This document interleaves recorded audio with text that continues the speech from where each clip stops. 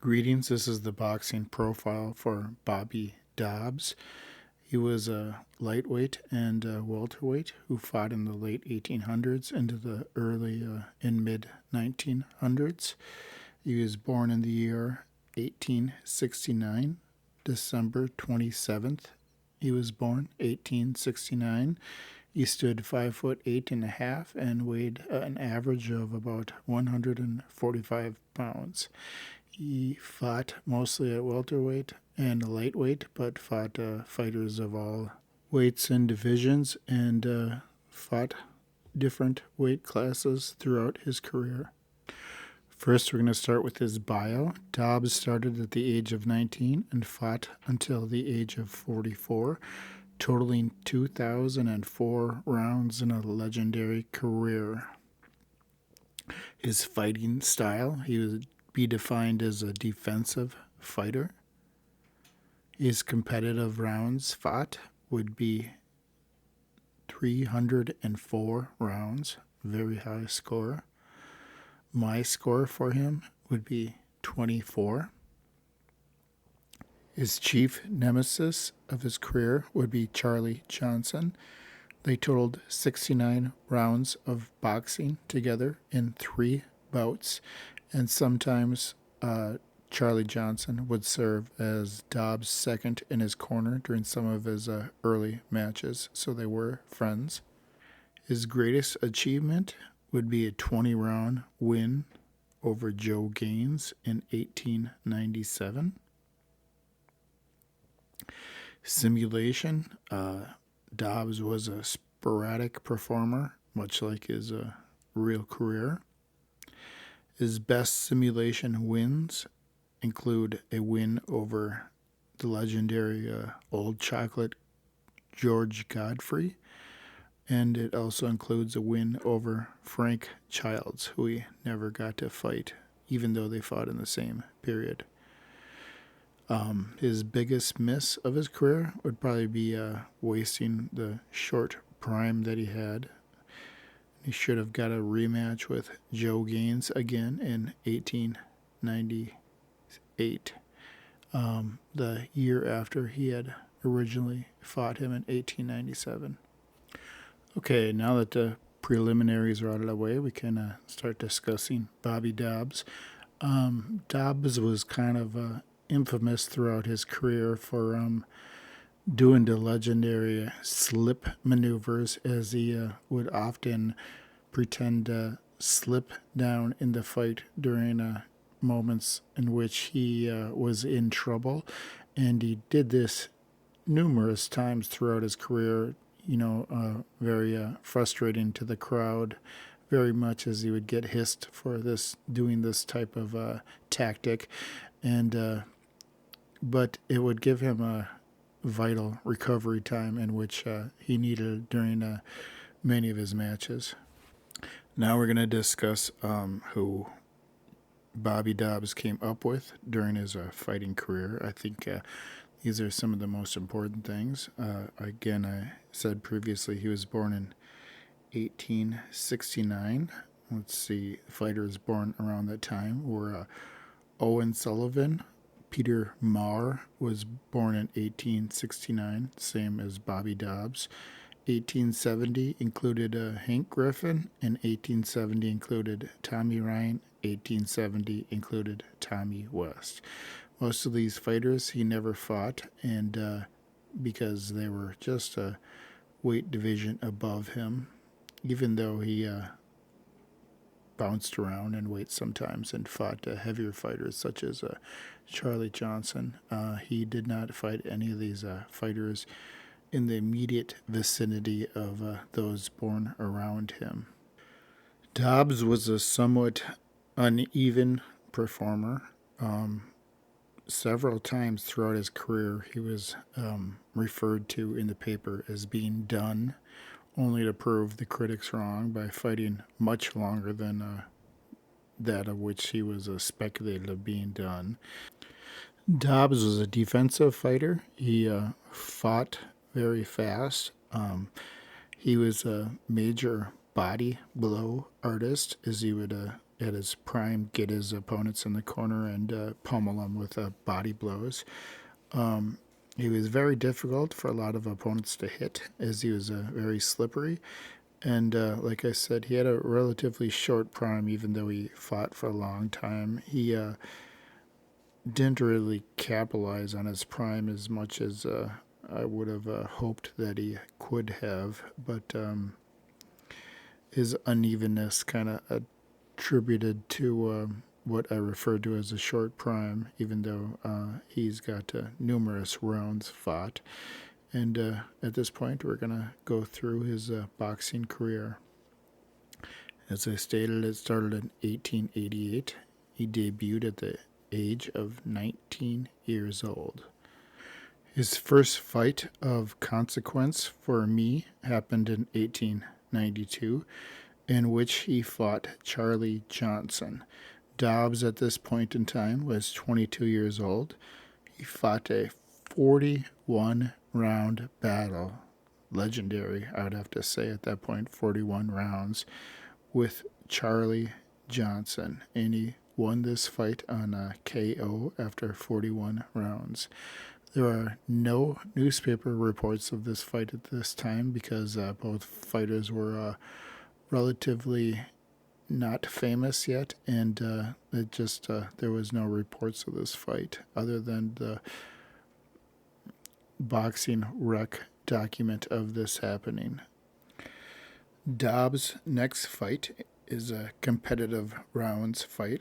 Happened in 1895, which is a few years after the Charlie Johnson fight. Dobbs at this point was 25 years old, and he fought the fighter Dick O'Brien, and he lost in 18 rounds in a TKO. This fight is historic for the reasons of this is the first fight where Dobbs started doing the tactics of sliding or going down on one knee during times of trouble to get some recuperation time. As he went down multiple times, probably more here in this fight than in any other, when he went down a total of what is reported at about 18 times in the match, which is very often, and the crowd was very upset by it and would boo and hiss him dramatically throughout the fight. And now I'm going to read you the notes on the fight that I have here. Dick O'Brien was considerably bigger than Dobbs in this match and pushed him around dramatically. O'Brien didn't have a great deal of skill, but he was a very tough fighter, tough guy fighter, and he leaned on Dobbs, pushed him around, and Dobbs went down multiple times, the newspaper results, and he would kneel to avoid punishment, is how they put it. In the 6th round, Dobbs made a slight rally and brought blood on the nose of O'Brien. In the 4th round, O'Brien knocked him through the ropes with a left uppercut and out of the ring. And multiple times, Dobbs would get up from these knockdowns and continue to go right back at Dick O'Brien. Now, a few days later in the newspaper, his trainer claims that he was ill with consumption and he was weak, and this resulted in his bad performance against O'Brien. There was never to be another rematch between these two, as Dick O'Brien, basically walked all over Dobbs, and Dobbs didn't want a rematch, I would say, anytime soon. Dobbs' next match of note in the competitive rounds would be 1895, when he's 25 years old, against Charlie Johnson, their second fight. This resulted in an 8-round draw. During this match, the newspaper reports, Dobbs had the worst of it. This was also the first time that the newspapers referred to Dobbs as being done. The newspaper quote was, "Dobbs is likely done as a fighter due to his poor performance in this match with Charlie Johnson that resulted in a draw." But much to surprise, Dobbs wasn't even close to being done. He was just 25 years old, and the newspaper writers completely jumped the gun on that boat. Dobbs' next fight of record would happen almost a year later. At this point, Dobbs is 27 years old. He encountered Philadelphia Jack O'Brien, who was a fighter rated way ahead of him. The result was a 4-round draw, which turned out to be rather non-eventful. There's no record of this, and the fight was nothing of note. And Dobbs' next fight was in 1897. At this point, he's 28 years old, and a rematch with Philadelphia Jack O'Brien would resulted in a 4-round no contest. And again, this was a rather non-eventful fight that isn't even mentioned hardly in the papers other than being a farce. And this is what I'm referring to as Dobbs wasting his prime, because he went from 27 to 28 here, and he's really not fighting anything of note here during a whole calendar year. But Dobbs' next fight would be of note a little bit. This happened in 1897. This is past the Philadelphia Jack O'Brien bout. At this point, he's still 28 years old, and he's going to line up quite a bit of significant fights in his 28th year. His first being a 6-round loss to the Barbonus Demon Joe Walcott, and this is the newspaper reports. The first round was a very hot competitive fight, and the second round is where Walcott got the better of Dobbs and nearly had him knocked out, but the round was cut short by a timekeeper. Dobbs went down in this round. The third round, Dobbs started gaining confidence. Dobbs was very elusive and very good at infighting, described in the newspaper. The fourth round was even.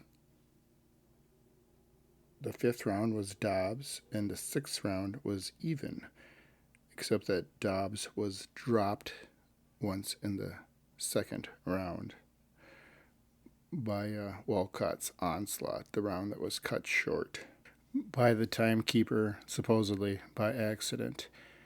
In the newspaper reports of this, they describe Walcott's best days as being behind him. He was slightly overweight, even though he had a 5'1" frame, so he carried weight a little bit. And this was a completely inaccurate newspaper report, as Walcott's best days were not behind him by any means. Dobbs' next match of note was again 2 months after Rube Ferns in 1897. He was still 28 years old, and this would prove to be his most significant match, as it was in the heart of his prime, and he was going to take on the old master Joe Gaines in what would become his very best fight. And these are the newspaper accounts of the fight here. This was a 20-round battle, and which Dobbs completely started running out of juice towards the end of the fight. Dobbs cornered his man several times and severely punished him on the body with both hands. Dobbs repeatedly cornered his man throughout and had him weak with body blows. Joe Gaines staggered Dobbs in the third round, and in the seventh round made his nose bleed. By the 12th round, Dobbs' legs were very weak. In the 16th round, Dobbs fell from weakness.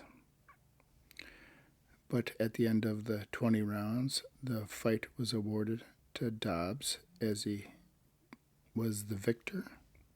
Dobbs' fight with Gaines was one of the few instances where there was conflict in the reporting, as the day after the fight, Dobbs was clearly stated as the winner in the newspaper reports, And a few days after the event, not the next day, but a few days later, Gaines was reported as the winner and that the fight was unjust decision. So there was definitely a need for a rematch, is what I described as Gaines wasting his prime. The rematch should have been set up immediately the following year instead of years later, for which it happened. And these are Joe Gaines' comments after the fight here. Joe Gaines, the decision was unjust. The bout was once declared a draw, and the referee, upon being intimidated, changes decision for Dobbs. And it is noted in the newspaper reports that Dobbs resorted to clinching throughout the fight. As we already know, Dobbs ran out of gas towards the end of the fight, and there's a definite possibility that the decision should have gone Joe Gaines' way. Dobbs' next fight of note was going to happen against Matty Matthews, and this was a 25-round bout that ended in controversy as Dobbs was disqualified at the end of the 25th and final round, which he was greatly upset about, and claimed the referee was, quote, blind. This was a very close fight, even though newspaper reports claim that Matthews may have won. The fight would certainly have been very close on a decision. And this happened in September of 1899, and he would have two significant fights in this month. But Dobbs spent much of his 29th birthday year doing absolutely nothing, fighting fighters of not any significant note, although he probably made a fair amount of money because he was on an overseas Europe tour, but none of these fighters were of consequence.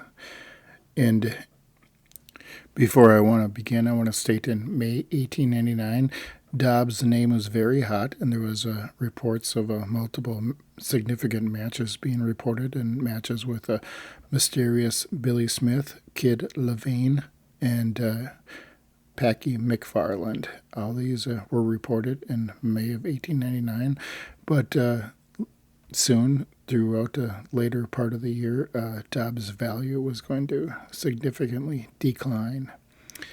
And in September of 1899, Dobbs had two significant matches, and his first being with a future champion, Matty Matthews, and these are the results of the newspaper accounts of the match.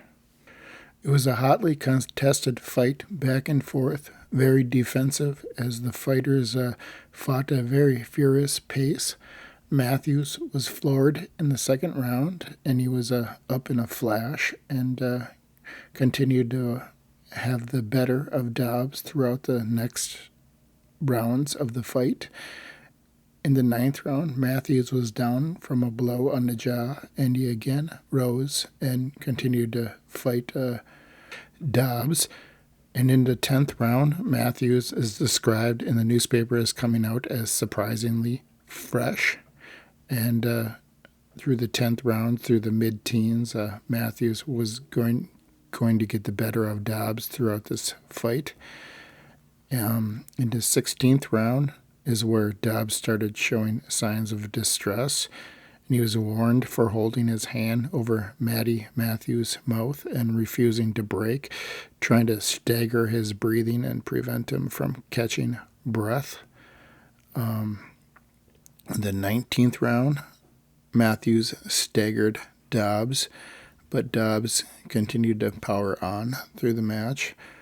In the 20th and onward, both men were tired and bleeding, but they kept going at each other with vicious rushes and swings. Bloody and tired, they stabbed at each other throughout the 24th and 25th rounds of the match. Now, in the final round, Dobbs fought like a demon, trying to offset Matthews' advantage.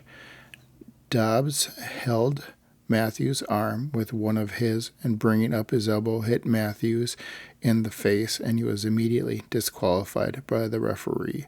Although Dobbs greatly contested this disqualification.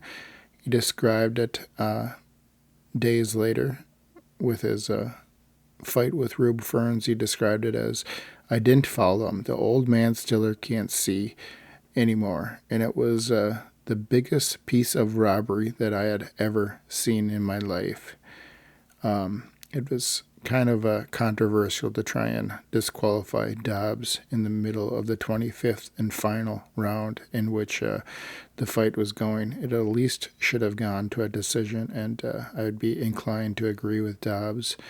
And it is also noted that a few days later, Dobbs' trainer claimed that he was out of shape during this fight, and this contributed to his somewhat poor decision and loss in the match. Although this was really one of Dobbs' last great fights here, as you'll see. And a few weeks later, in September of 1899, he takes on another future champion in Rube Ferns. Jim's Ferns, he was described to as in the newspaper. And this match was just a few weeks after Matty Matthews. And these are the newspaper accounts of the fight. Report, quote, "I know 20 half amateurs who could whip Dobbs the way he fought last night. Dobbs was too cautious and appeared too much afraid of receiving punishment. He slipped down several times to avoid punishment." There was a beautiful write-up the next day as in the paper with Dobbs and Ferns, and Dobbs is described as not having a mark on his face, while Ferns had lots of marks and was beat up and bruised everywhere. And Dobbs says, "I'm black. You can't see the punishment that I received in the newspaper." They were very cordial with each other, and Dobbs says to Rube Ferns, "You hit me harder and 5 times as often as Matthews. You would do very good against him," Dobbs tells Rube Ferns as they share their cordial conversation with each other the next day in the newspaper. Although this is very much described as a very poor showing for Dobbs, he is also described in the next day as not having a mark, while Rube Ferns is described as being beat up. But nonetheless, he lost this match with Rube Ferns. Just a few months later, in December of 1899, he fights the Barbonas Demon Joe Walcott again, and at this time, Walcott gets his sweet revenge on Dobbs. As Dobbs continued in this match to try and slip and go down repeatedly, trying to avoid some punishment, but Walcott was able to catch up with him and finally knocked him out in the 6th round. Dobbs fell backwards and the back of his head hitting violently on the floor. Dobbs' seconds carried the man to his corner, where it took 3 minutes to revive him. And this was a match in which Dobbs had extreme trouble. He was down in the first 15 seconds of the match, and in the 4th round, Dobbs was repeatedly floored 4 times in the match. And Walcott finally caught him in the 6th round and put him to sleep, basically, getting one of the great knockouts that a lot of people evaded, because Dobbs would continually go down in matches and prevent people from knocking him out as he spent time recovering. Dobbs' next fight of note in the competitive rounds would be against George Cole. This happened in January of 1900, and this is described as a very awful fight. George Cole was much bigger, much stronger, and completely dominated the welterweight Dobbs.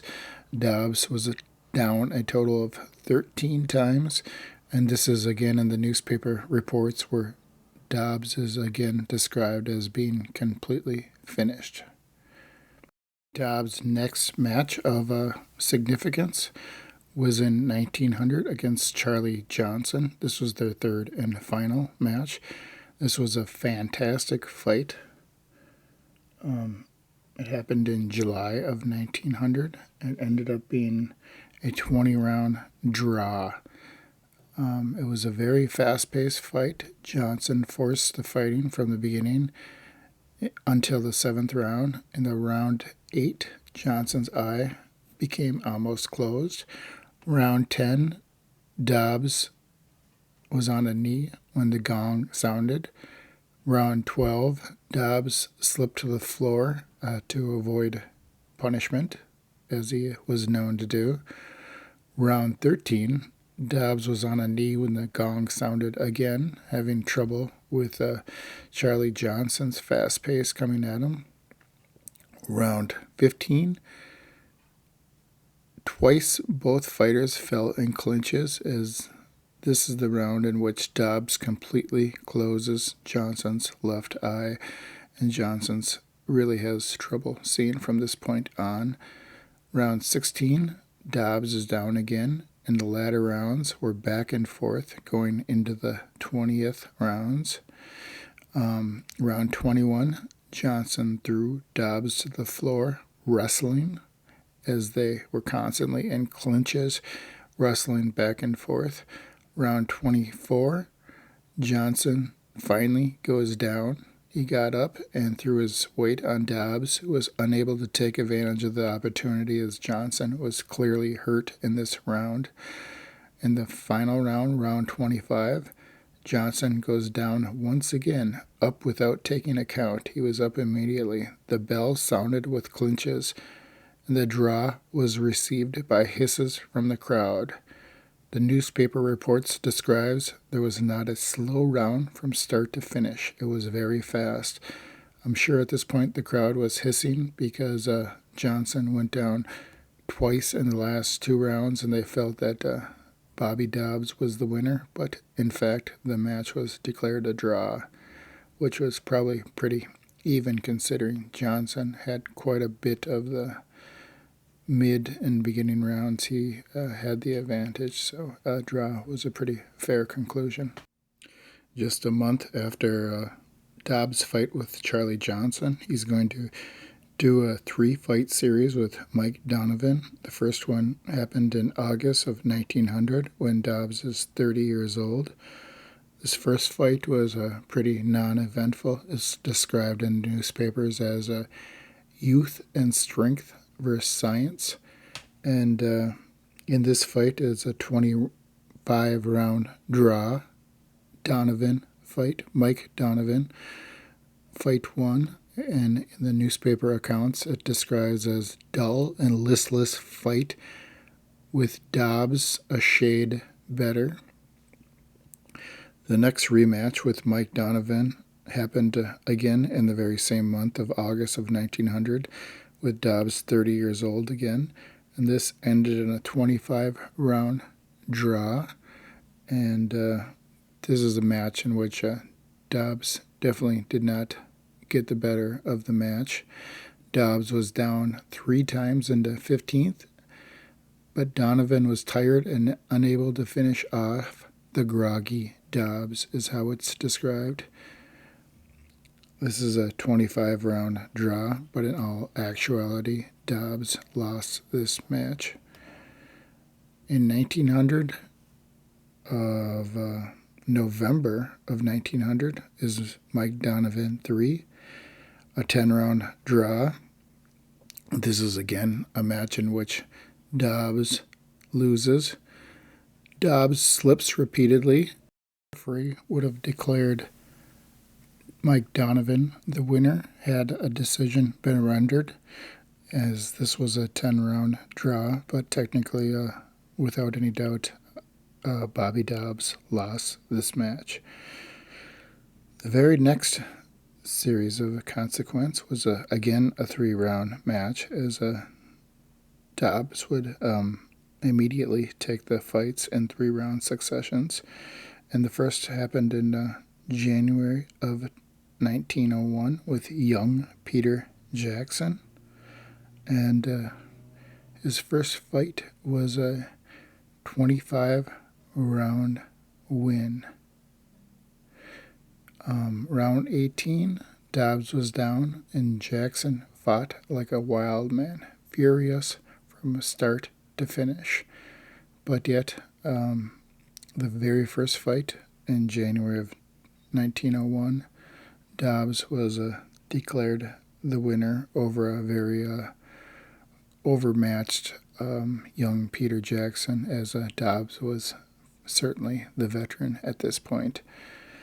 In February, the next month of 1901, was young Peter Jackson too. Round 2, Jackson got his eye closed. Round 18, Jackson twice was knocked down. Newspaper accounts of this fight describe Dobbs as being the complete master of young Peter Jackson at all times. And although Jackson forced fighting, he never showed cleverness and finished badly punished in this fight. A 20-round draw in which Dobbs definitely won the match. Dobbs' third fight with Peter Jackson happened in April of 1901. At this point, Dobbs is 31 years old. This was a very non-eventful fight. It ended in a 12-round technical draw, as Dobbs claimed he was fouled, and the referee did not see it, so he declared the match a draw. And Dobbs was thoroughly better, as described in the newspaper. Young Peter Jackson only landed 1 or 2 blows that seemed to do any harm, as Dobbs was definitely having the better of the fight and completely owned young Peter Jackson in almost all 3 of these fights here. Bobby Dobbs' next fight of consequence here in the competitive rounds was a fight in which I had wished that happened much earlier. A rematch with Joe Gaines. The original fight took place in 1897, and I wanted to rematch the following year in 1898, in which Dobbs had no significant fights in 1898 as he was on his European tour. At that point, he was aged 28 years old. In the rematch of January of 1901, Dobbs is 31 years old, which is only a matter of about 3 years, but at this point, the ring wear on Dobbs was very significant, and he was described in the newspaper as the aged Dobbs. And at this point, he was losing his eyesight and having much more difficulty with fighting, as the long-awaited rematch with Joe Gaines finally happened, and was a rather disappointing endeavor, as Dobbs was thoroughly outclassed in his second fight with Joe Gaines, as he lost on a 7-round KO. And Dobbs was down half a dozen times in this fight, as described in the newspaper events. The rematch happened in December of 1901. This would be Joe Gaines number 3. Bobby Dobbs' age was 31. Joe Gaines' age was 27. And in this fight, Joe Gaines agreed to knock out Bobby Dobb in 10 rounds or forfeit the purse. In any round in which Bobby Dobbs made it past round 10, he would get $50 a round, is what Joe Gaines agreed to. In this fight, Dobbs had a bad hand and he had failing eyesight, as described in the newspapers. It was somewhat of a surprise that Dobbs' corner threw in the towel, as his stamina and recovery powers were wonderful, but otherwise he was no match for his opponent, as Joe Gaines completely dominated him, and the newspaper reports that Joe Gaines took too big of an endeavor to knock out Dobbs within 10 rounds, and he ended up forfeiting his purse and losing considerable money as Bobby Dobbs made it to round 14, the round in which his corner, completely frustrated, just threw in the towel. And this was Dobbs' last fight of consequence, as I stated, his eyesight was failing. He had a bad hand, and he was a very aged fighter.